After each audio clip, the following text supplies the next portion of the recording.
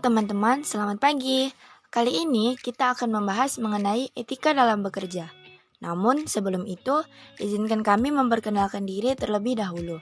Yang pertama yaitu Lesviana dengan NIM 42021050060. Kemudian ada Danal dengan NIM 42021050033. Dan yang terakhir yaitu Apriapni dengan NIM 42021050057.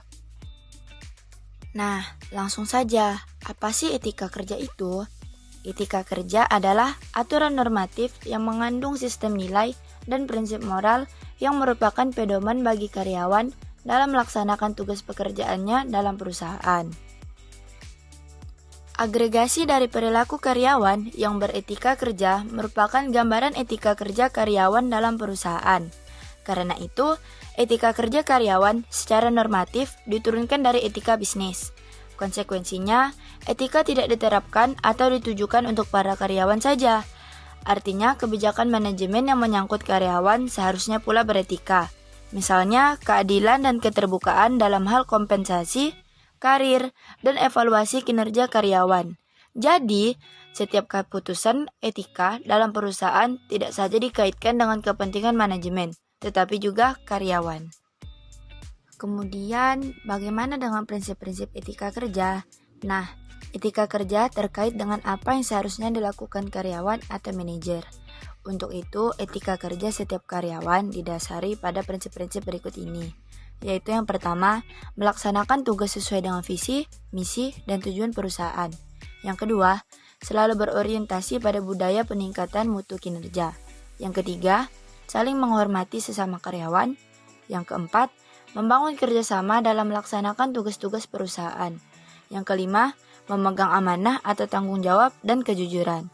Dan yang terakhir yaitu menanamkan kedisiplinan bagi diri sendiri dan perusahaan. Jadi, bagaimana dengan etika dalam bekerja? Etika dalam bekerja merupakan aturan normatif yang berisi prinsip moral dan sistem nilai yang menjadi pedoman ketika bekerja. Aturan ini dibuat untuk membatasi perilaku individu agar tidak mengganggu individu lainnya di lingkungan kerja. Etika karyawan atau etika di tempat kerja dapat menjadi rambu-rambu bagi karyawan dalam bersikap dan berinteraksi satu dengan yang lainnya. Hal ini sesuai dengan prinsip pengembangan diri dalam organisasi untuk mencapai tujuan bersama. Mengapa etika penting di lingkungan kerja? Perilaku etis di tempat kerja penting karena berbagai alasan. Orang dan pelanggan merasa aman saat bekerja dengan perusahaan jika mereka tahu orang-orang mengikuti pedoman yang baik secara moral.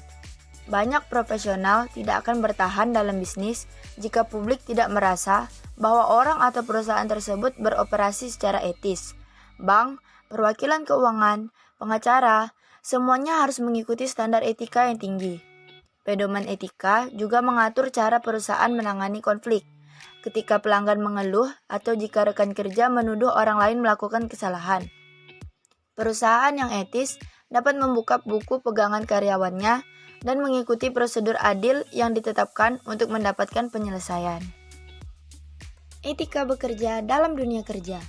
Anda perlu mematuhi aturan normatif yang berlaku agar dapat menyikapi dan memaknai pekerjaan dengan baik, sehingga Anda bisa terlihat jauh lebih profesional. Apa saja etika dalam bekerja yang berlaku umum di hampir semua perusahaan? Mari kita simak uraian berikut ini. Yang pertama yaitu tidak membuat kebisingan. Berbicara dengan tertawa terlalu keras dapat mengganggu rekan kerja di sekitar Anda.